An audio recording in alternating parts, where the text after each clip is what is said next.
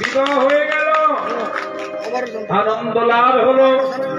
এবার সেই স্থানে এমন একটি নির্বাচিত করে মন্দির করল। প্রতিদিন ছোট বিপ্র আর বড় বিপ্র ভিক্ষা করতে যায়।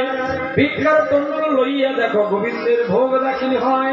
সেই প্রসাদে নিত্য নিত্য কত ভক্ত পেল। চাঁদ বদনে সবাই মিলে হরি হরি বলো। এই কানে রাখিলাম।